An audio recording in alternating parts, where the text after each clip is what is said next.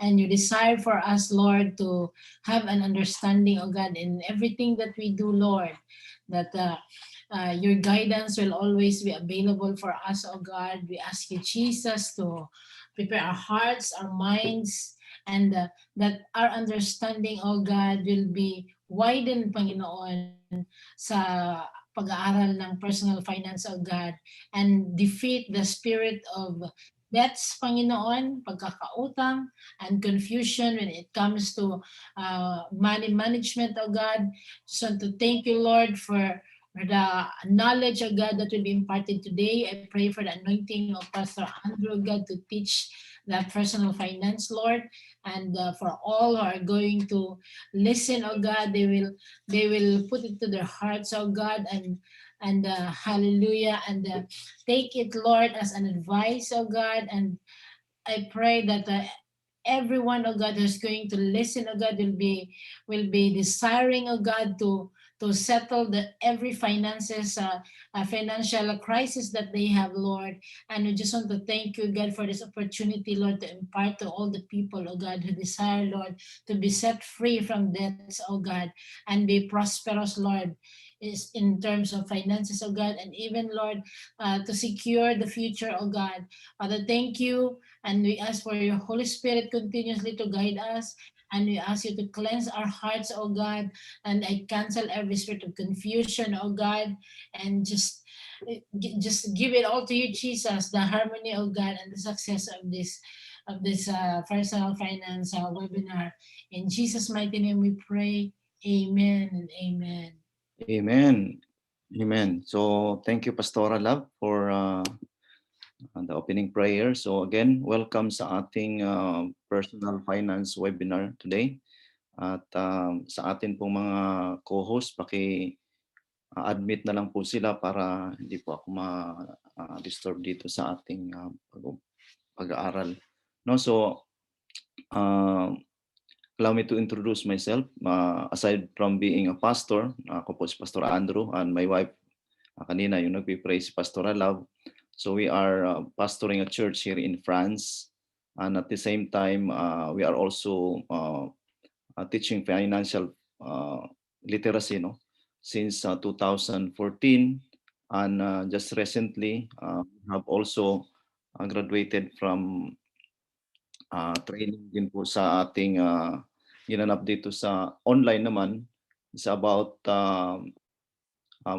master's for master's class for financial advisors. So the reason why we're doing this kasi gusto natin na matulungan natin yung ating mga kababayan na matutong patungkol sa financial literacy. Kaya yung iba maraming na-scam because lack of knowledge. Sabi nga sa Bible, di ba? My people perish because of lack of knowledge. So today, part doon sa aming natutunan about the master's class ng personal finance for financial advisor, we are going to share this morning. Una muna yung tatlong topic. So i-discuss ko ngayon yung tatlong importanteng topic na dapat matutunan natin. Una yung we will learn about the X-curve concept. Maybe this is your first time or some of you already knew the X-curve concept. Ano ba yung rule of 72? Kailan ba dodoble ang pera mo pag ito ay dineposit mo sa bangko? At pangatlo, yung how to build a solid financial house. So tatlong topic lang po ang ating pag-aralan ngayon. At bear with me kasi we have a limited time dahil meron tayong activity pa after. At then kung meron po kayong mga question at I cannot entertain it at this time, you can type it in the chat box. May mga GCD natin or nandiyan si Pastora will answer, or you can PM me after the doon sa aking messenger sa sa Facebook natin. Aking Facebook ay Andrew Merquita or Love Lovella Merquita. At so yan po yung ating contact, no. So let's start. So bakit ba nagtuturo tayo ng financial literacy? Meron po tayong maraming reason, but for this learning, mayroon po tayong 4 na reason kung bakit nagtuturo tayo ng financial literacy. So una po ay the rule of money is changing. So makikita niyo po dito sa ating graphs na from 1976 up to present, or sabihin natin nakita natin dito 2008 ongoing, ay napakataas ang deposit interest rate. So if you imagine, if you can see in my screen, no? I hope na you can see my screen. Ang makikita niyo po diyan na in 1984, more than 20% ang kanyang interest rate kapag nag-deposit ka sa bangko. So imagine kung kayong nag-attend ngayon, no? For example, si si Sir Rowell, no, nag-hands up siya ng hands. So nag-deposit siya ng pera niya noong 1984. Pag nag-deposit ka ng 10,000 pesos ay in pag magbigay ng interest ng 20%, imagine mo yung 2,000 pesos ang interest niya sa buong isang taon. So in 5 years time ay nagiging 10,000 na kaagad ang interest ang kanyang pera. So mayaman ka noong 1980s kung masipag kang mag-impok ng pera. But sad to say, in our present situation ngayon, ang interest rate sa bangko ay point something, 0.5, wala pang ang sabihin na natin 1% na lang, round off. So how will you expect na pag nag-deposit ka ng pera sa bangko ay lalago 'yon? So that's why this is also an awareness, no? Matuto tayo na ganito na pala ang kalakalan ngayon, no? So pag nag-deposito ka ng pera sa bangko. So that's the first thing, bakit po tayo reason bakit po tayo nagtuturo ng financial education, para maging aware kayo, matuto kayo, no? Hindi tayo ma-scam sa maraming mga nagsilipan na ngayong mga kumpanya na nag-aalok ng mga investment na yun pala ay fake. So if you are financially educated, then hindi ka basta-bastang mahikayat noon. So sa pangalawa ay yung tinatawag na lack of financial education. So it's true, if you notice nung 2013, nagkaroon po ang Citibank ng financial yung survey about financial education, at nalalaman sa mga Pilipino, no, in the Philippines, that 50% lang ang FinQ ng isang kadalasan sa mga Pilipino. So what does it mean? Ang layo ng ating passing grade. Normally ang passing grade ng school ay 75. Wala pa tayo sa 70. Bagsak na bagsak tayo sa ating financial literacy. So that's why we have also this advocacy na to share not only to our kababayan, but kung sino man yung interesadong matuto, na para umangat yung kanang ating FinQ. Ay sabi nga mas matindi pa ang unggoy, magaling pa, mataas pa yung IQ, no? So even sa survey sa nung 2020 about financial literacy, so 89% sa mga Americans naniniwala na ang lack of financial literacy leads to social issue. So, di ba, maraming problema doon sa sa Pilipinas, America, I mean, concerning this one. So, they believe also that because of this lack of financial education ay nagdudulot ito ng social issues. So, yun po yung pangalawang reason. Then, pangatlo, why we teach financial literacy? Because people live longer today. So, wala naman sigurong gustong kunin ni Lord ng maaga, di ba? So, ang life expectancy ng Pilipino nung 2014, according to the survey, is ang ang kalalakihan ay nag-average na mabubuhay sa ng 69. Kung nasa 40 ka na ngayon, meron ka pang average na 20 years. So, kung women's naman ay 75, minimum 'yun. So, bibigyan ka pa ni Lord ng additional 20 years from that, that could be 95. You are so blessed, no? But sabi nga nung nag-joke sa amin yung isang nagturo, sabi niya, bakit mas mahaba ang buhay ng babae kaysa lalaki? Sabi naman nung nagturo. Eh kasi ang mga babae kasi pag nagkaroon sila ng problema, mayroon silang mga kumare, mga kaibigan na sinishare nila yung kanilang problema. So nahihinga nila. Pero ang kalalakihan, ay, hindi naman yan mga chismoso kadalasan ang lalaki. In fairness, So kiniluluom lang yung mga problema, kaya nauunsimi daw yung lalaki na unang kinuha. So cancel. So that's the reason. So but yung ating sitwasyon ngayon kapag nabubuhay ka ng mahaba, so ano yung inaasahan mo, no? Lalo na kung pag tumanda na tayo, doon na nagsilabasan yung mga sakit. Kasi nung kabataan mo, abusado ka sa iyong katawan.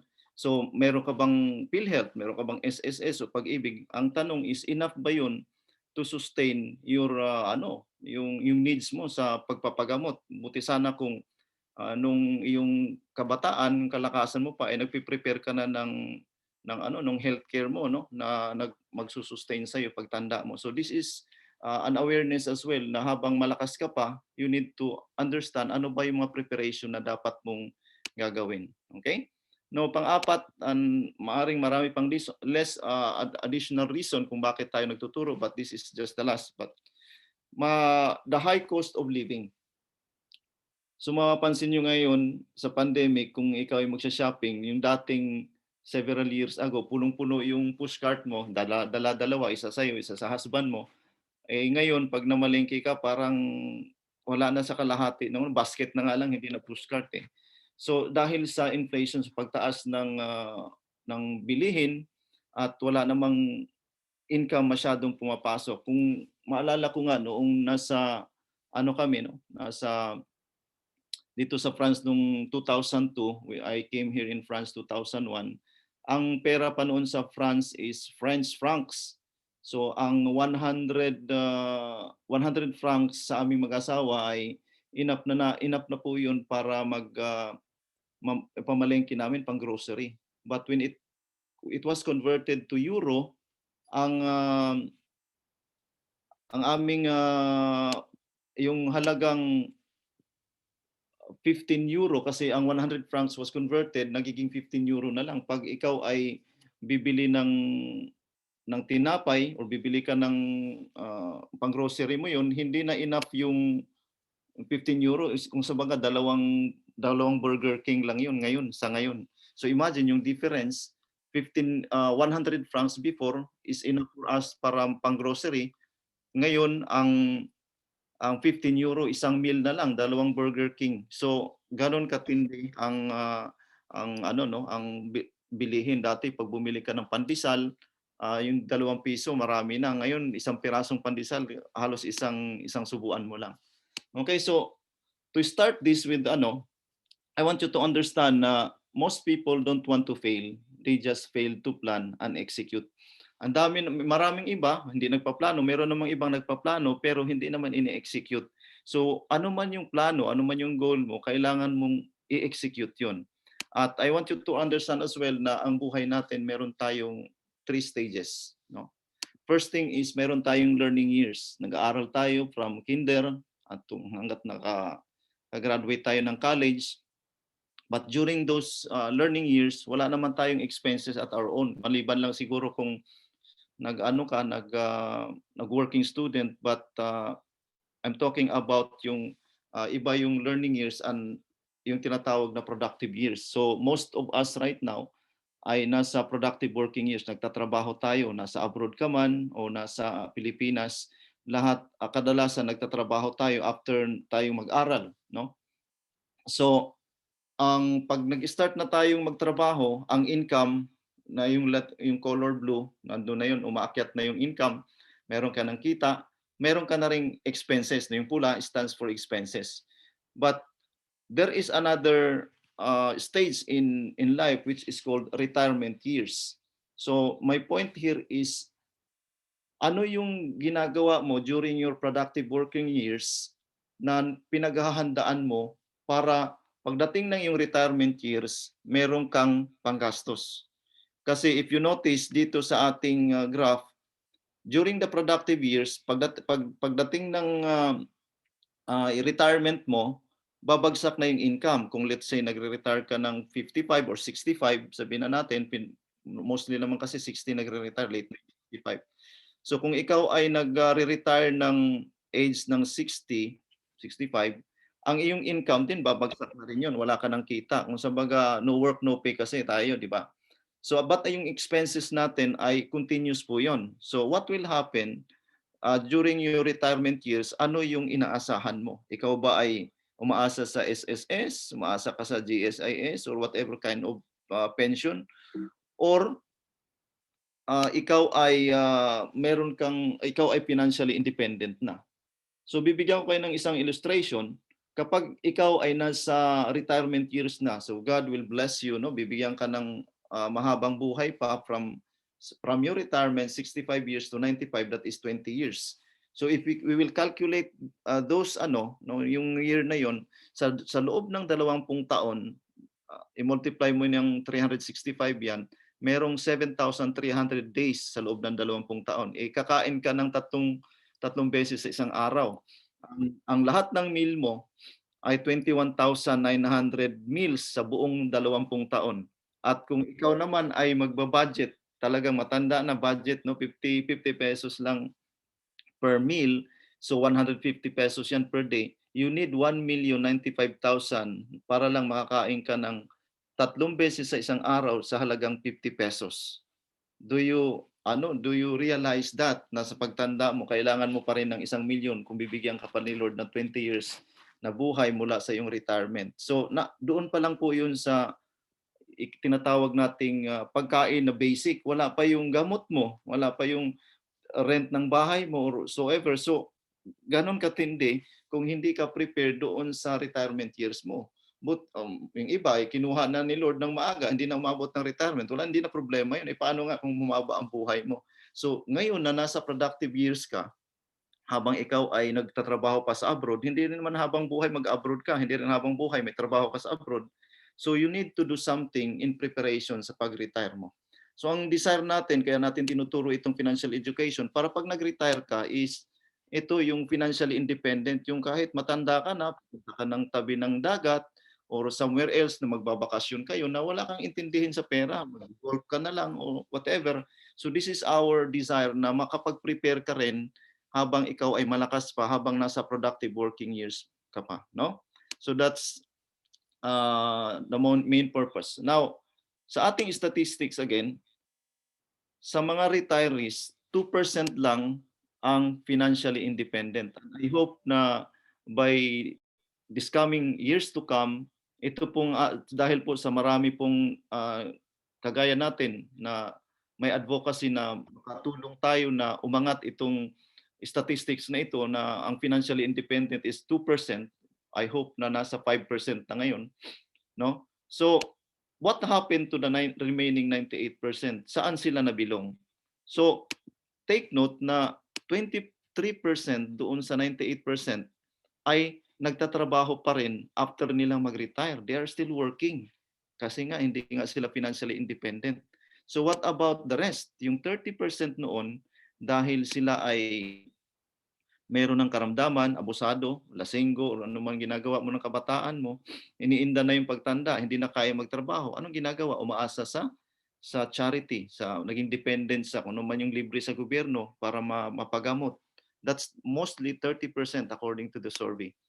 And then the remaining 45%, sad to say, sa kultura natin ng mga Pilipino, naging dependent tayo sa ating mga anak. So parang sinabi mo na, anak, pinaaral kita, binuhay kita nung bata ka pa, ngayong matanda na ako, it's time for you to return, na ibalik mo naman sa akin yung pagginawa ko sa iyo. Ginagawang insurance, ginagawang healthcare ang mga anak. Paano kung yung anak mo ay wala ding, hindi rin umasenso, hirap din.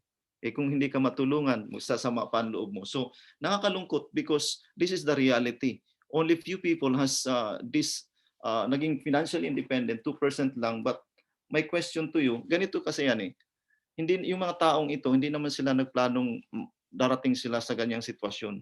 Ang problema lang, they simply fail to plan and execute. And my question to you ngayon, yung mga nagjo-join sa atin, we are more than 20 as of now. Ang tanong ko sa iyo, where do you see yourself when you retire?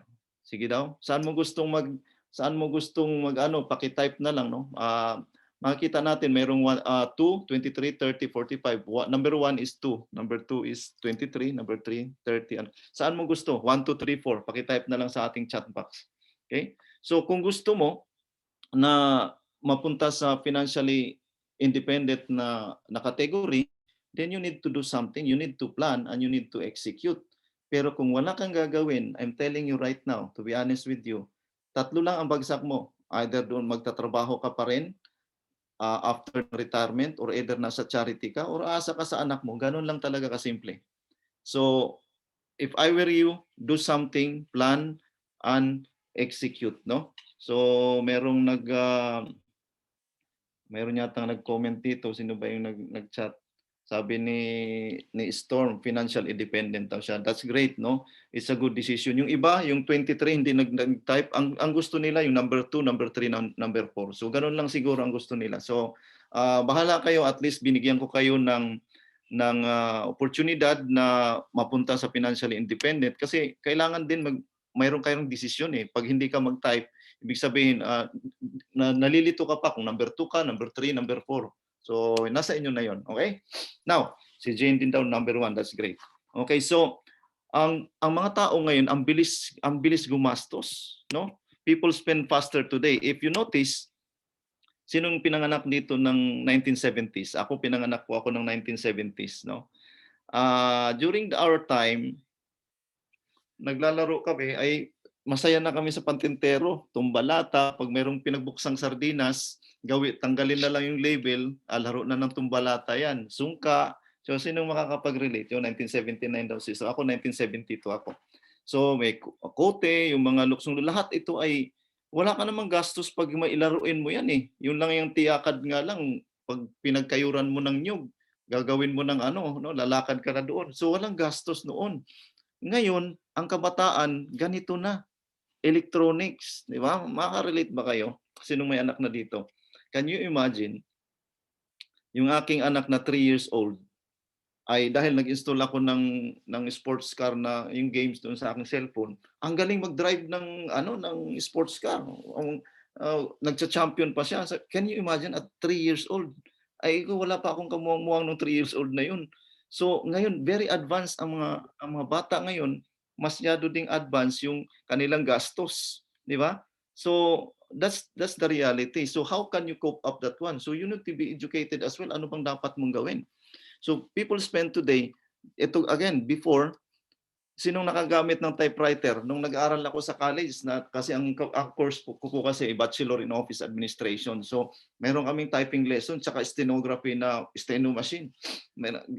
Pag nagta-type ka ng ganun, pag nagkamali ka ng lagay ng daliri mo, gaganunin ng teacher ng stick yung daliri mo. So nagta-type ka kabisan, kahit nakapikit ako noon, kaya kong mag-type ng words even ngayon kasi nga nasanay ako. So these are the time na yung kapanahunan na ito yung gamit. But now, computerized na tayo. Doon pag nagkamali ka mag-type ay kailangan mong i-erase, no? Buburahin mo. Dito napakabilis lang po. Now, before, pag nag-film, pansinin niyo po na 4 na gadgets ang gagamitin mo. Kailangan mo may video cam. Pag ipi-play mo yun, kailangan mo ng VHS pa noon, Betamax pa nga eh, no? So yun yung mga gamit. Lumabas ang CD, meron tayong audio recorder, mayroong cassette recorder, tapos may film pa noon na kailangan mong lagyan kung ilang shots, 36 shots, 24 or 12 shots. So yun yung sistema noon. But ngayon ay gumagamit po tayo ng cellphone, no? Smartphone, isang gadget na lang, ika nga 4-in-1, no? So ganon kabilis ang technology, pero how much it cost this cellphone? Pag bumili kang, sumubay ka sa uso ngayon, ang iPhone 11 or 12 nasa 1,000 plus, no? Depende sa gigabytes ng iyong cellphone. So people spend faster today. Kaya before, ang isang magulang, no, merong pwedeng mag-anak ng 12. Sino dito gusto magkaanak ng 12? Ay hindi ko rin po pinangarap na magkaanak ng 12 anak. Ay hanggang 3 lang po yung anak ko. Yung aking grandfather, ang papa po ng papa ko ay 13 yata sila. So ganoon kadami.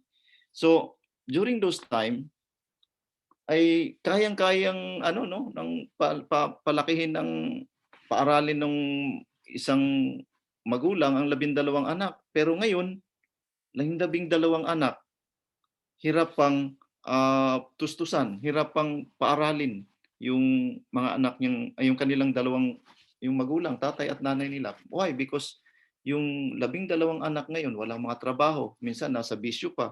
So that's the problem. Pero noon, yung tatay lang ang nagtatrabaho noon, eh. Yung lolo ko lang nagtatrabaho, si nanay, si lola na plain housewife, pero yung kanyang mga anak napatapos sa pag-aaral. So yun yung pagkakaiba noon at saka sa ngayon. Pero tingnan niyo po ngayon, isa lang anak mo kasi talagang nagtitipid ka sa gastos. Pinaaral mo yung anak mo sa private school pero hirap pa kayong magulang, 'no, dalawa kayo nagtatrabaho, hirap pa kayong bayaran yung kanilang napakamahal na tuition fee. So that's the difference before at saka ngayon. So I want you to realize that that's what we are facing right now. So let's go to the first lesson na sinabi, that's one, parang pinaka-introduction po yun. Napakahalaga na maintindihan niyo po itong the X-curve of wealth and responsibility. Because hindi po ito tinuturo sa college, no? Walang nagturo sa akin ito. Well, I know na walang nagturo sa inyo. So meron tayong tinatawag na yung line pataas, we call it wealth.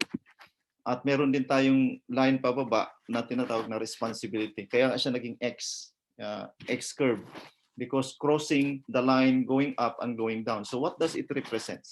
Ganito po 'yun. So during our younger years, tayo, no, lahat naman tayo kung talagang wala ka namang gift of celibacy, ay gusto mong mag-asawa. So magpapamilya ka.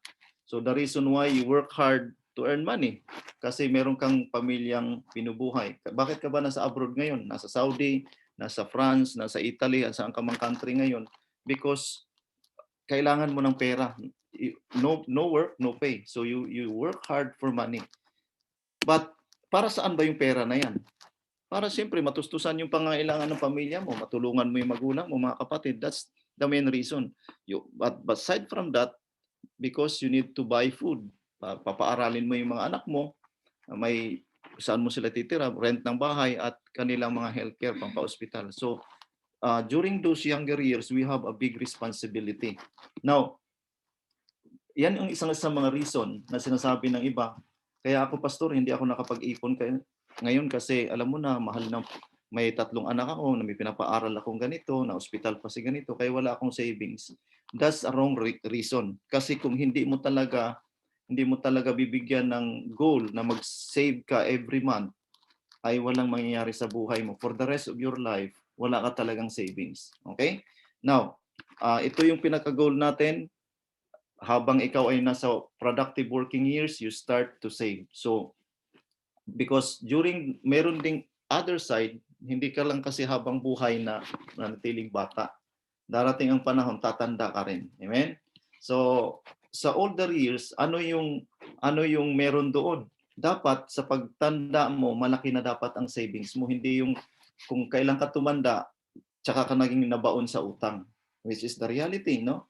Baon ka na nga sa utang nung kabataan, matanda ka na ngayon, baon ka pa rin sa utang. So, ang tinuturo dito sa X-curve is, habang bata ka pa, alam kong wala kang savings, malaki ang responsibility.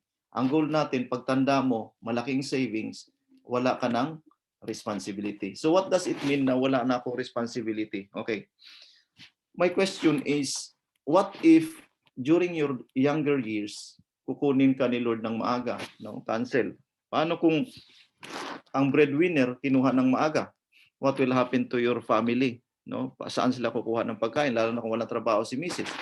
So, we provide a solution para just in case kukunin ni Lord ng maaga ang breadwinner, you need to have protection. Kasi ang protection ay hindi naman yan para sa iyo eh. Para yan sa pamilya mo. You apply for that protection, pero ang beneficiary ang iyong asawa at mga anak. Okay, so that's the solution. If you die early, you die too soon, you should have provided protection para if something happen, ay hindi kawawa ang iyong pamilya. But what if in the other side, hindi ka kinuha ng maaga, mahaba naman buhay mo. So ano yung solusyon natin pag humaba buhay mo? Dapat meron kang tinatawag na investment. So yun yung napakahalagang maintindihan natin sa X-curve kasi if you don't provide protection at if you don't have investment, ay ano ang magiging solution mo? Kaya balik ka doon sa tinuro ko kanina sa mga category na pagtanda mo, umaasa ka sa gobyerno or umaasa ka sa anak mo o nasa charity, yun ang labas mo. So, ngayon, bibigyan ko kayo ng illustration because normally, kapag matanda ka na, dapat hindi ka na dapat magtatrabaho para kumita ng pera. Ang pera na ang magtatrabaho para sa iyo. You know what I mean? Sa younger years, you work hard to earn money, but during your older years, your money is working for you. That's our target. Amen? So dapat pagtanda mo, hindi ka na, kahit iba nga ngayon, 60 na, kukudkud pa rin eh. Dapat at the age of 60, nag-retire ka na, ay ang pera na ang nagtatrabaho sa iyo. Paano? Okay, ganito po 'yon para maintindihan natin. Kung ikaw ay kumikita ng 300,000 per year, that is 25,000 per month, no? Approximately. Kung ikaw yung kumikita ng ganyan, ay ang formula is i-multiply mo lang yung per year mong income ng 10. So if you are earning 300,000 times 10, that is 3 million. So kung ikaw naman ay mahigit pa dyan, kumikita ka ng 30,000 o sabihin na natin 500,000 per year, times 10, 5 million ang yung responsibility. So how are we going to illustrate this one sa ating X-curve? So assuming na itong magpamilyang ito, ang tatay ay kumikita ng 300,000 per year, ang kanyang responsibility sa kanyang family ay 3 million. Okay, so I'll put 3 million on responsibility. Now, and then yung Andali lang po Okay, so yung kanyang savings now is 0. So starting this, for example, starting this month, kakaasawa mo lang, ang income mo ay 300,000, ang iyong responsibility sa pamilya mo ay 3 million at wala kang savings. So our goal is to decrease that responsibility into 0 and our savings from 0 will become 3 million. Okay? So you have to goal na ilang taon ba na maipunin ko itong 3 million, no? Ilang taon ba? Mag-goal ka, let's say, sabihin natin 4 years, 5 years, o depende na sa capacity, lalo na sa income mo. Now, assuming na in several years nakaipon ka na ng 1 million. Wow, sino dito may ipon ng 1 million? Now, mayroong nakaipon ng 1 million na resibo, okay? So pero hindi talaga totoong pera. Now, after several years nung nakaipon ka ng 1 million, ang iyong total responsibility is 2 million na lang. So 2 million minus 1. So yan 3 million minus 1 is 2 million. Now after several years, nakaipon ka na ng 2 million, ang iyong responsibility ay 1 million na lang. So pagdating ng lumipas ng ibang taon na tumanda ka na rin, naipon mo na yung 3 million. Okay? So once na naipon mo na yung 3 million mo, ang iyong responsibility will go to 0. So anong ibig kong sabihin nito? Dahil yung naipon mong 3 million, kapag nandoon yung 3 million mong savings na ilagay mo sa tamang vehicle ng investment that will earn 10%, 3 million times percent is 300,000 per annum. So kanina, in-illustrate ko na kung ikaw ay nagtatrabaho na kumikita ng 300,000 per year times 10, ibig sabihin, nagtatrabaho ka para kumita ng 25,000 o 300,000 pesos per year. Pero dito, nung nakaipon ka na, nakaipon ka na ng 3 million, nag-interest yun ng 10%, ang yearly income mo ay 300,000. So, katumbas na rin na nagtatrabaho ka. Pero dito sa older years, hindi ka na nagtatrabaho. Ang pera na ang nagtatrabaho para sa iyo. Na-gets niyo yung point? So dito sa left side, you earn every year 300,000, pero pag wala ka ng trabaho, hindi ka kita ng 300,000. Pero nung nag-umpisa ka mag-ipon, hanggat pagtanda mo, naipon mo ang 3 million. Ngayon, ang ipon mo, yun ang magsusustain sa iyo. I-invest mo yun na that will earn, dapat hindi bababa sa 10% para magsusustain sa iyo kahit matanda ka na, may income ka pa rin.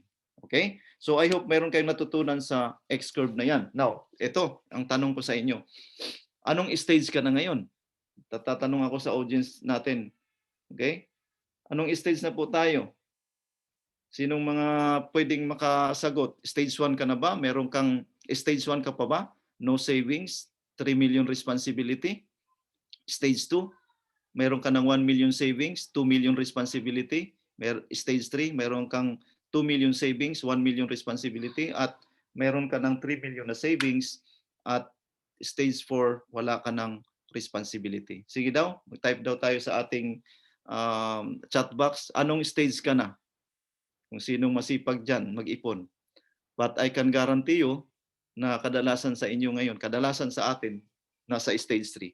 Kung wala ka pang ipon na 1 million, then you have to do something, no? Kung wala, kung ano, dapat mag-goal tayo. So, nandito ako ngayon para lahat tayo will be moving anumang stage. Hindi ko sinasabi na nasa stage 4 na ako, kasi bata pa naman ako. Lahat tayo ay mayroong stages na dinadaanan. Lahat dumadaan sa stage 1. Ako dumaan ako sa stage 1.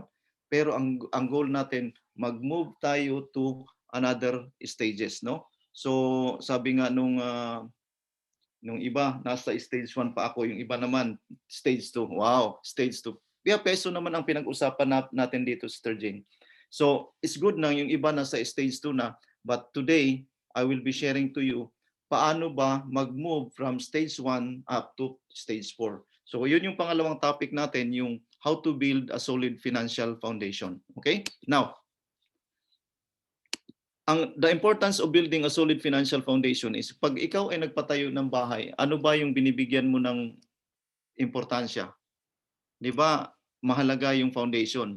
Kung gusto mong earthquake proof, lagyan mo ng bearing, so matatag dapat, matibay yung kung gusto mong hindi bastang guguho, hindi kahoy ang iyong poste, yung beam, kundi sementado, 'di ba? That's how we build a strong financial foundation kasi pag mayroong bagyo, sasayaw ay mayroong earthquake, sasayaw lang 'yan. Kung mayroong bagyo naman, hindi 'yan guguho agad. Kung mayroong hurricane or flood, hindi madaling maanod yung bahay mo kasi hindi kahoy or hindi marupok ang iyong foundation. So, that's the basic standard na rule, no? Paano mag-build ng house. Ganon din po sa ating financial house. So how are you going to build a financial house? Kailangan din strong din yung financial foundation mo. So because when the financial crisis come, nawalan ka ng trabaho, nagkasakit ka, nabaon ka sa utang, na bankrupt o whatsoever, ang problema nito, guguho din yung financial house mo. So paano tayo magbi-build? I will show you, there are 6 steps that I'm going to share to you today. So, but before that, gusto kong makita visibly, no, ano yung mga steps na ito. So para itong ladder, no, you should start from increasing your cash flow, healthcare, life insurance, eliminate your debt, emergency fund, investment. So I will share to you briefly paano ba ito natin gagawin, no, as an advisor, as an financial advisor. So like building a house, you must build it from the ground up. So, ipapakita ko sa inyo ang typical paano gumawa ng bahay. Sinong marunong gumawa ng bahay?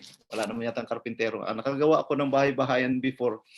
Pero tandaan nyo, wala pong gumawa ng bahay na bubong ang inuna. Sino dito nakakita ng bahay na ang karpintero na gumawa ng bahay, inuna ang bubong? Meron ba? I think wala, no? So, yun ang problema. I will show you, based on this structure, I will show you bakit maraming mga Pilipino na na-scam, bakit maraming mga Pilipino nagkakaproblema sa finances because of the wrong way of building a financial house. Okay. Gaya ng sinabi ko kanina, ang pagpapatayo ng financial house ay nag-uumpisa sa ground. Okay, so dapat inaayos mo muna yung cash flow. Cash flow. Pagkatapos ng cash flow, dapat ayusin mo yung healthcare mo. Mayroon ka na bang healthcare? O it could be short-term care, long-term care, basta healthcare. Kasi ang short-term care, para doon yun sa pagtanda mo. Mayroon ka na bang life insurance, no? So what I'm saying is, after mong mabuild ang cash flow mo, yung pinaka-foundation, magtatayo ka ng mga beam. Ang beam mo ay yung healthcare mo. Habang ikaw ay nagtatrabaho ngayon, mayroon kang employer, mayroon kang nasa opisina ka, mayroon kang short-term care na pinoprovide ng kumpanya, tinatawag yung mutual dito sa France. So pero pagtanda mo or pagka-resign mo sa company, napuputol yung short-term care. Gaya sa akin, no, na-stop na ako sa company, naputol na yung short-term care, but I don't have the long-term care. So kailangan meron dapat long-term care kasi yung long-term care mo, it will take care of you when you get older, pagtanda mo na. Then aside from that, yung life insurance, because it is very important, if something happened to you during the early years, protected yung family mo. Now, let's continue. Pagkatapos niyan, kailangan kung may utang ka, you need to eliminate that one. Kailangan mabura yung mga pagkakautang natin. Lahat naman tayo dumaan sa pagkakautang, di ba? Maliban lang talaga yung iba, hindi dumaan sa pagkakautang dahil pinanganak silang mayaman, no? So that's their blessing. Then emergency fund, kailangan nating magkaroon ng emergency fund kasi pag ikaw ay may kailangang pera, may emergency, dapat may mapapagkukunan ka para hindi ka uli bumalik sa pagkautang. Don't worry, I will discuss it briefly, one by one. Pinakita ko lang sa inyo paano pag ang actual na pag-build ng house at saka financial house. Now, dito na po pupunta yung investment. After you have done your cash flow, your healthcare, your short-term care or long-term care, life insurance, after you eliminate your debt, emergency fund, you start investing. Ang mga Pilipino ngayon, pag may nag-alok dito, kikita ka ng 1,000 in 1 week. Ganito, ang dami yung mga pakulo. These are investment. Kaya nga pag invest ka ng invest na hindi tama ang foundation mo, lahat yan guguho. Sabihin mo naman, na-scam ako. Why? Because of your lack of education. That's why financial literacy is very important in order for you to know what are the right process para ma-build yung tama ang financial house ko. Hindi ko sinabi na mali ang mag-invest una, but kung gusto mong maayos, i-process mo muna. Then pwede mo namang sabayan yan habang inaayos mo yung cash flow mo. Pero wag lang panay kang invest, itong iba, wasak-wasak yung bahay mo. Parang ang flying house na lumilipad na bubong lang pero walang mga poste, no? Now, like building a house, you must build it from the ground up. So yan po yung procedure. So I hope that you learned something today. Okay? Now, let's start sa 6 na steps to build a strong financial foundation. So yung diniscuss ko kanina, yung pinakita ko sa inyo, ituturo ko in a brief summary lang para hindi naman masyadong bored, baka nainip na kayo sa ating tutorial. So, step number 1, increase cash flow. So, ano ba itong cash flow? Ang cash flow natin, ito yung income minus expenses equals cash flow. That's simple. So, kung ikaw ay kumikita ng 50 mil buwan-buwan, sa abroad ka man, magkano ba expenses mo? 55,000? Well, ang cash flow mo ay magkano? Negative 5,000. Yan ang problema sa mga Pilipino. Ang cash flow ay negative. Kaya kahit anong pagsisikap mo, hindi ka talaga asenso. So ang dapat mong ayusin yung cash flow because ang kadalasan sa atin, buwan-buwan ang cash flow ay negative, ang bangko ay negative. Lahat na ng area nagni-negative, pati utak nagni-negative pa, no? So yun doon din nagfo-flow yung So, yun yung problema. Dapat mong ayusin muna ang iyong cash flow. So, paano, Pastor? Well, unang-una, siyempre, bayaran mo muna sarili mo. Nagtatrabaho ka. Ang dami mong binabayaran. Binabayaran mo yung kuryente, tubig, yung utang, kung ano yung binabayaran, pero yung sarili mo, hindi mo binabayaran. So, ang ating prosperity formula, yung income mo, dapat mag-tithes ka, bigay ka kay Lord para ma-bless ka. No? Sabi doon sa Bible na bring thy tithes into thy storehouse so that there may food in my house. See to it that I will not open the windows of heaven and pour out so much blessing that there will be no room enough for you to receive it. So if you give to God what belongs to God, He will bless you. No, may promise yan. Sabi niya, I will prevent pests from devouring your crops. Then, out of it, doon sa iyong 100%, nabawasan mo ng 10% para kay Lord, then you give also offering. You bless the man and woman of God, you magbigay ka sa mahirap and so forth. And aside from that, magsisave ka. No? Mag-save ka ng 20% sa iyong sarili. Ulitin ko, yung savings na yan, personal mo yun. Doon mo yun gagamitin. Ang savings ko, i-invest ko. Ang savings ko, ilagay ko dito. Do not put your investment, do not put your savings in one basket. Huwag mong ilagay ngayon sa bangko lahat yung 20%. I will show you bakit hindi sa bangko.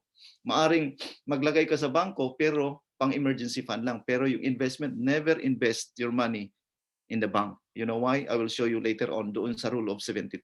So kung natitirang 70%, yun po yung panggastos na pagkasahin mo sa lifestyle mo. Hindi yung income mo 100%, ang lifestyle mo 100%, wala kang tithes, wala kang savings. That's the wrong formula. Because pag sabihin ninyo, Pastor, paano kung 70% is not enough for my needs? Well, eto, may gagawin tayo. I-increase mo yung cash flow mo. So, paano ba mag-increase ng cash flow, Pastor?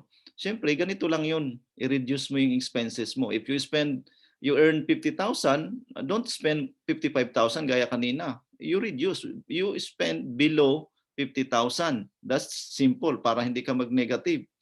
Amen? Clear po ba yun? Oh, natahimik na yata yung iba, tinaantok na. No? So, pangalawa, kung gusto mo mag-increase yung cash flow is you earn additional income. So use your spare time to earn extra income. So again, sa mga may mga thoughts, may mga question, just type. My wife and other financial educators will answer you because para tuloy-tuloy po tayo because we only have 1 hour time dahil meron tayong activity mamaya. So use your spare time to earn extra income. So we have 24 hours every day. 8 hours ka natutulog, 8 hours ka nagtatrabaho. What happened to the another 8 hours? So gamitin mo yon para magkaroon ka ng extra income. So that's how we to increase our cash flow. Aside from that, ganito. Meron ako illustration dito. Sino mahilig sa soft drinks? My wife, mahilig yan sa soft drinks, tsaka ako. No? Sino mahilig sa Starbucks? Sa kumain sa labas lagi, mag-McDo, mag-Burger King, mahilig ng branded shirt, yung polo kung ganito, walang crocodile, walang buhaya. Pag nagkabuhaya yan, 3.5 na yan. Pag walang buhaya, 300 pesos, di ba? So, ano yung significance dito? Ganito. Kung hindi ka magso-soft drinks, magtutubig ka na lang. Imagine na lang ang presyo ng Coke ngayon is 20 pesos per can, no? Ay ikaw talaga italamak sa soft drinks, 20 pesos times 30 days, ay ginastos mo sa isang buwan ay 600 pesos. Eh how much more kung you spend sa coffee pa, no? Starbucks. Social ka, no? Papuntang opisina, 130 pesos per day. 2.6 ang ginastos mo isang buwan and so forth. So, what if tinigil mo yung pagsoda mo, pag Starbucks mo, nag 3-in-1 coffee ka na lang, mas cheaper. If you invest that 600 pesos or 2,600 pesos within 15 years, no? In other words, nag-iipon ka ng 600 pesos, 2.6 man yan o 3.2, whatever, at nailagay mo yan sa isang investment vehicle na nag-yield ng 12%, ang 600 pesos mo ay magiging 300,000 pesos in 15 years. What if nag-ipon ka ng 2.6 million? I mean 2,600 pesos, it will become 1.3 million in 15 years kapag nandun yun sa investment vehicle na 12%. So what if you save it for 35 years? For example na lang, no? I have a 3-year-old child ngayon. Mag-start ako mag-ipon kahit 600 pesos na lang para sa kanya. At the age of 38, mayroon na siyang 3.5 million. Okay? At the age of 15, mayroon na siyang 300,000 pesos. Sa 600 pesos lang, how much you can afford to save? That's my question. Or how much you can afford to spend ba? So, baguhin na natin yung mindset natin kasi ito yung problema. Hindi tayo natutong mag-ipon at hindi tayo mas malamang pa yung ating yung tinatawag na expenditure natin. So, yun po ang kailangan nating matutunan, no? Na mag-ipon tayo instead na puro tayo gastos. Okay? So, meron po ba tayong natutunan ngayon? Are we learning so far today? Okay, so let's continue. So, are you willing to lose this much? Gusto mo bang mawalan ka ng 67 million? What I'm saying, 67 million ang nawala sa'yo. Kasi kung example, ikaw ay gumastos ng mahilig mag-soft drinks, mahilig ka mag-Starbucks, lahat yan, ginastos mo yan buwan-buwan. That is more than 11,000 probably. You lose 5.9 million in 15 years. Or you will be able to save 5.9 million kung ininvest mo yan. Okay? So, now, step number 2, ensure proper protection. Bakit ba kailangan nating protection. Kasi tingnan niyo po may mga taong ini-insured ang car, ini-insured ang bahay, pero ang driver at pamilya hindi insured. Pag nawala si tatay, nawala si breadwinner, tapos ang maliligayang araw. So ang insurance, hindi masama. Kasi ang insurance, nagpo-provide po ng protection for your family in case you die too soon. Para ngayon, gaya ng sinishare ko sa isang family ko sa Saudi, na sabi ko, ang payong, hindi mo yan binibili pag uulan na or tag-init. Binibili mo yan because there is a purpose. Pag umulan, may mabubunot kang payong. That is your protection. So kaya nga ang symbol ng insurance, nakita nyo dito sa icon, payong, kasi it will protect us when the rain come or mainit.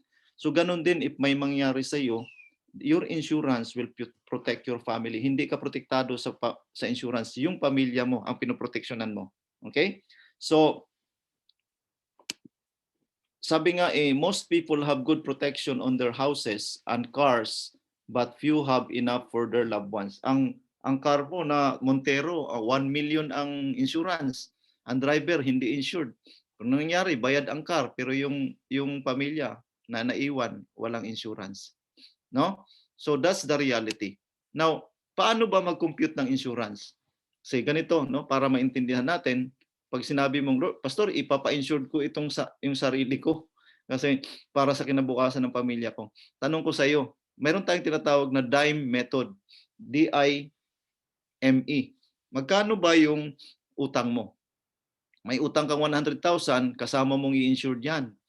Magkano bang ang iyong income yearly? Kung yung income mo ay 240,000 per year times 10, 2.4 million ang iyong insurance doon, no? Income replacement.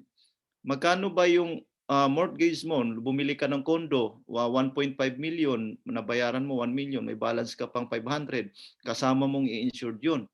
Ilan ba ang anak mo?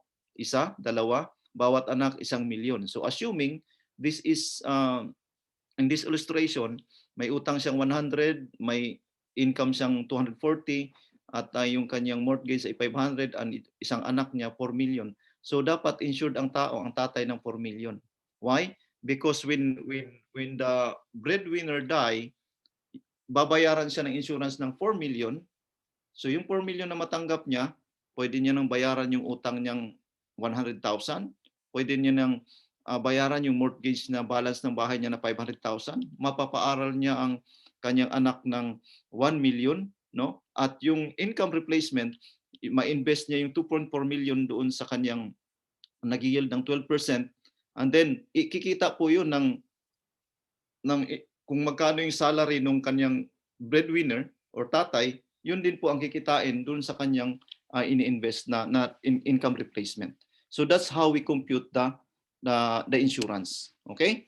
So gaya ng sinabi ko, ito yung illustration. Kung ikaw ay kumikita ng 20,000 per month times 12, that is for 240,000. So para makuha mo yung totality ng insurance, the total amount of insurance, i-multiply mo yung 240,000 na yearly income mo, that is 2.4 million. So kapag yung 2.4 million mo ay na-invest mo yan sa isang vehicle na kumikita ng 10%, so meron kang 240,000 per year divided by 12. So ang iyong monthly income sa interest pa lang ay 20,000. So buhay ka na, no? Mabubuhay pa rin yung pamilya mo kahit wala na si breadwinner or wala na si father or sino man. So step number 3, lahat tayo again dumaan sa pagkakautang. So kung hindi mo i-goal na mabura yung utang mo, hindi ka makakalaya sa utang. So kailangang i-erase natin, pinturahan natin yan para mag-disappear, no? But how to calculate, how to compute yung paano ba natin ma-eliminate yung utang? So ang utang, kapag hindi mo yan pinagplanuhang bayaran, hindi mo yan mababayaran.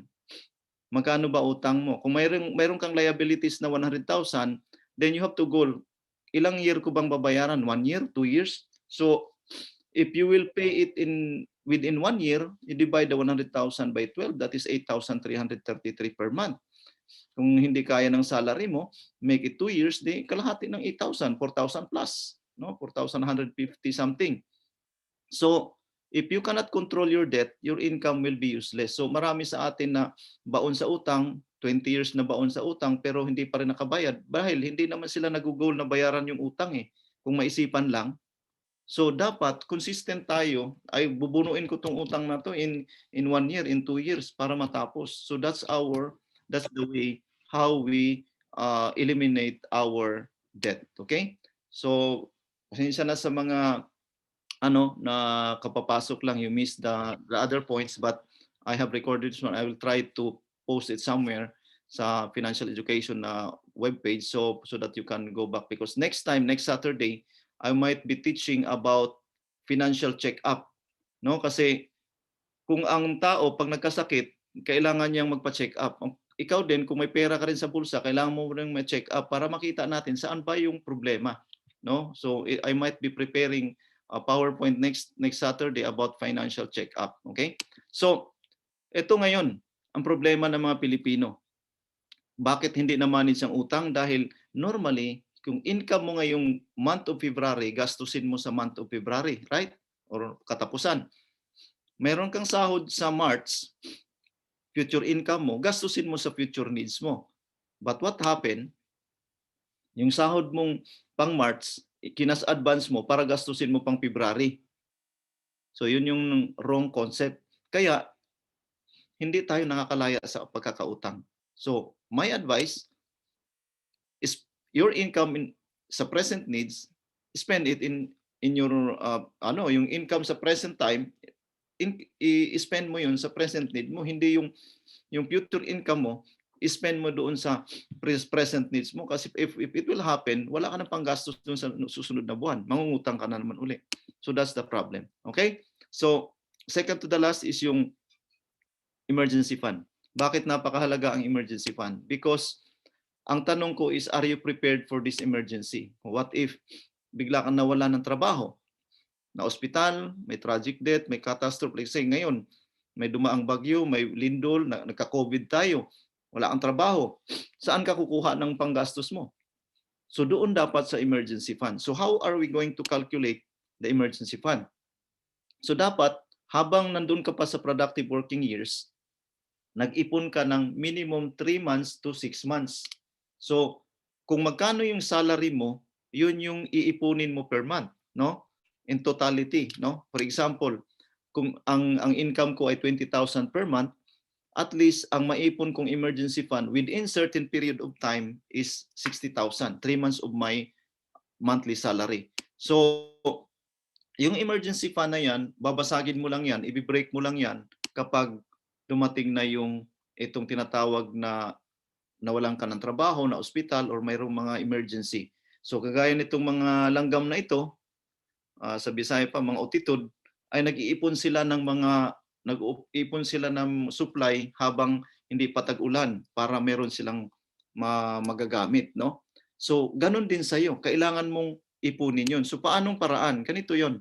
If our goal, gaya ng sinasabi ko, if your salary is 20,000 per month, 3 months of your salary is 60. So magkano na ba emergency fund mo? Meron ka na bang 5,000 pesos? Of course, magkano balance? May 55. So i-divide mo yung 55 ng 12, yan yung monthly mo dapat na i-save para sa iyong emergency fund. Kung hindi mo kaya ng masyado talagang mataas ang 4,000, gawin mong 2 years. So 2,300 every month para mabuo mo yung 60,000. Pag dumating ang panahon, natanggal ka sa trabaho, anong gagawin mo? Saan ka kukuha ng 20,000 na panggastos? Dahil wala ka ng salaring 20,000. Hiramin mo yung emergency fund mo. Hindi ka mangungutang. Nanghiram ka pero sarili mong pera. Walang interest yan. So, ginamit mo yung 20,000, pangalawang buwan, wala ka pa rin trabaho, hiramin mo uli. Kasi 3 months ang sinave mo, 60,000 eh.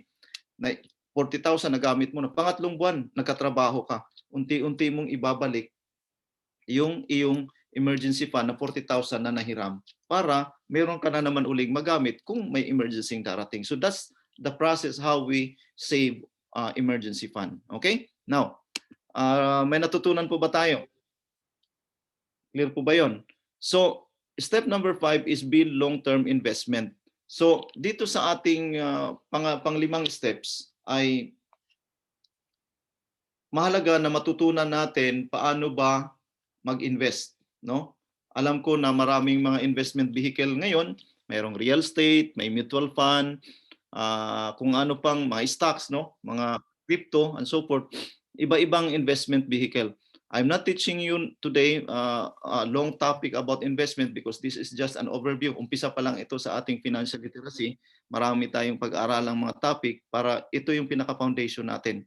So kailangan nating matuto sa investment. So bakit ka ba nag-i-invest? Because meron ka dapat na financial goal. Ito man ay short-term goal, ito man ay medium-term or long-term, still you need to have a goal. Magkano ba ang kailangan mo sa pera na yan, pera sa goal na yan? Saan ko ba i-save yung goal na yan? Saan ko ba i-invest ang goal na yan? Assuming na ito yung mga goals mo sa buhay. Pag retire mo, may pera ka. Pag retire, pagtanda mo, may healthcare ka. May pinapaaral kang anak, gusto mag-travel, bumili ng sasakyan. These are the goals according to your term. It could be medium para sa'yo, it could be long term para sa'yo. So, kung example na lang, ang isa sa mga goal mo ay healthcare. Pagtanda mo, gusto mo na may pera ka, may panggastos ka, may healthcare ka, aside sa iyong PhilHealth. Magkano ba ang kailangan mong amount of money para enough sa magsusustain sa pagtanda mo pagdating sa mga pangangailangan sa check-up at sa pampagamot mo? For example, kung nabubuhay ka pa ng 20 years after ng iyong retirement, 3 times kang magpa-check up sa isang taon, 700 for example, you need 42,000 in 20 years. Kung gumiinom ka ng gamot ng 200 pesos para masustain yung anuman sakit meron ka, yung 200 pesos napakababa na po yan. Meron akong relative na ang kanyang 1,000 sa isang araw ang kanyang medication. So sa 200 pesos per day, you need 1.4 million in 20 years. Enough na ba yung healthcare mo na 1.5 million? So you have to plan sa goals mo, magkano i-save mo para doon sa healthcare mo. So another thing, yung pagpapaaral. Halimbawa, meron akong 3 years old, meron akong 14 years old na anak, kailan siya magka-college? Sa Pilipinas, ang minimum lang itong 728,000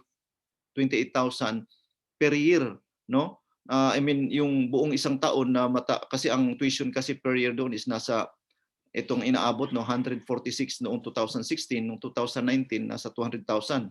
So yan yung tuition fee per year, nag-i-increase po yan ng 15%. So you need about 700,000 to 1 million ang kailangan mong pera para mapaaral mo yung anak mo.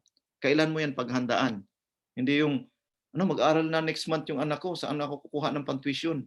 Yun ang problema. Habang malakas ka pa, do you have that long-term goal, magsisave ka para pagdating ng panahon, mag-aaral na yung anak mo, mayroon ka nang makukuha. Sa ang investment vehicle, ilalagay mo yan na hindi masi-zero pag kukunin mo na.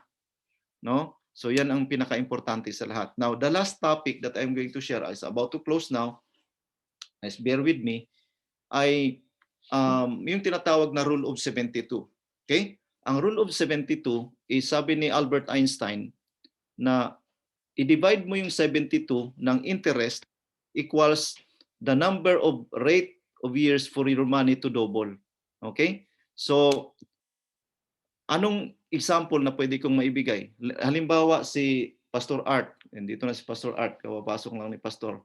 Halimbawa si Pastor Art ay mayroon siyang BDO sa Pilipinas. Ang edad ni Pastor Art ay 30 years old. Okay? Take note ha. Mayroon siyang bangko sa Pilipinas, BDO. Ang edad niya ay 30 years old.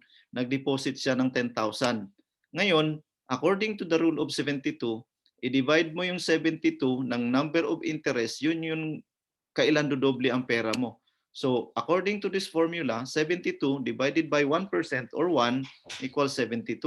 So, kung si Pastor Art ay ang edad niya ay 30, nag-deposit siya ng pera ng 10,000 sa BDO, plus 72, pag edad niya ng 102, umabot siya ng 102, God willing, tsaka palang magiging 20,000 ang kanyang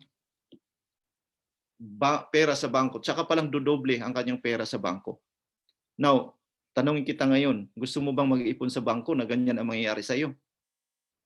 Hindi kagaya nung aking pinaliwanag kanina sa una na nung 1984, 20% ang interest rate ng pera mo. Kaya pag dineposit mo yan ngayon, times 20%, 2,000 yan per annum.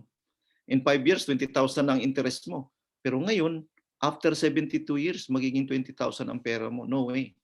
No? So, bibigyan ko pa kayo ng isang example. What if sinabi ng bangko, sino pa ba yung ating guest ngayon? Halimbawa, no, sinabi nung kay Pastor Arnel, sabi, Pastor, meron ka bang 100,000 diyan? Deposit mo na dito sa PNB, BDO. Bibigyan kita ng 4% per annum na time deposit 'yan. So according to the rule of 72, you divide 72 ng 4 because 4% eh. So every 18 years, dodoble ang pera mo. So kung si Pastor Arnel ay age 29 ngayon, yung kanyang dineposit na 100,000 magiging 200,000 at the age of 47. So 29 plus 18, 47. So 47 plus 18, 65. Pagtanda ni Pastor Arnel, yung 100,000 niya magiging 400,000 doon sa bangko. So you got my point. But what if ang bangko kasi matalino? Ang ginagawa ng bangko ngayon, yung dineposit mong 100,000 ay i-invest nila yan sa mga investment vehicle na nag-yield ng 12%. So sabi ng bank manager, akin na yung 100,000 mo, Pastor. Pagdating ng 65 mo, 400,000 yan. Wow, laki. Pero matalino si branch manager. Ininvest ni branch manager ang iyong pera na 100,000 at the age of 29, nilipat niya lang, nilagay niya sa 12% na interest rate. So according to the rule of 72, we divide 72 by 12 equals 6. So every 6 years, dodoble ang pera mo doon sa pinaglipatan ng bangko. So 29 plus 6, 35 plus 6 and so forth. Pagtanda mo, doon sa bangko, ang iyong pera ay 400,000. Pero yung ininvest ng bangko doon sa mutual fund or some other forms of investment na nag-yield ng 12%, nagiging 6.4 million. Ngayon, ganito. Nung 65 ka na, sabi mo na, gusto kong gagamitin yung pera ko or invest ko yan sa iba. Nakita ko kasi na pwede palang tumubo ng 10%. I-withdraw ko na yung 400,000, i-invest ko. So ngayon, ang mangyayari ganito, 400,000 times 10%, 40,000 per year, divide by 12, 3,000 per month. Kasya ba sa'yo ang 3,000 pesos per month panggastos mo at the age of 65? Or kahit ubusin mo yung 400,000, how long it will last? So, yun yung problem. Matanda ka na, tsaka mo ito i-invest ng 10%, 3,000 lang per month. Samantalang kung ginaya mo yung bangko, nilagay mo sa 12% per annum, ang pera mo doon sana ay naging 6.4 million na kung ikaw ay at the age of 29. So, 6 million times 10, i-round off na lang natin, you earn 600,000 per year divided by 12, meron kang 50,000 per month na panggastos at the age of 65. Mabubuhay ka ba doon? Of course, mabubuhay ka doon. Doon pa lang sa iyong pera na 6 million. No? That's the problem because we don't know the system. Akala lang natin, pag nilagay natin yung pera sa bangko ay lalago. Paano lalago kung 0.5% or 1% lang per annum? They try to invest. Okay? So 6 million is equal to 30-year salary of someone who earns 200,000 per year. So kailangan nating matuto sa investment kasi yung pinakita ko kanina, ito yun. No? Ang bangko, hinahaylo tayo na ilagay yung pera natin sa bank. Yung bangko naman, nilalagay niya sa government securities, commercial papers, and these are the examples na posibleng kumita ng 12% or more ang iyong pera. Pero kung matuto kang mag-invest sa mutual fund or other forms of this one, your money will also earn 12%. So saan ka mag-invest? Ilagay mo pa ba yung pera mo sa bangko? Ako hindi ko na ilalagay ang pera ko sa bangko kung i-invest ko lang. Ilalagay ko yung pera ko sa bangko kung pang emergency fund, pang araw-araw na gastos ko, pwede yun. Pero kung mag-invest ka, no way to invest it in the bank. Okay? So hindi ko sinisiraan ng bangko, but if as a financial advisor, I would recommend you to invest somewhere else na mag-yield ng more than 8 or 10 or 12% per annum. Okay? So ito po yung system ng investment, no? I'm sure na marami sa inyo na educated na rin. So kung halimbawa mag-i-invest ka, you buy share, no, maraming nagtuturo sa atin ito. Kung halimbawa meron kang 100 ngayon, No, kagaya nung kahapon, yung nakarang araw, yung pinsan ko, nag-invest na sa mutual fund, 1,000 pesos lang, no? At yun, sinishare, namimili tayo ng share. So, kung halimbawa meron kang goal na mag-invest ng 6 months, nag-invest ka ng 100 pesos, at ang price ng share na yun ay 10 pesos, nakabili ka ng share na 10 shares.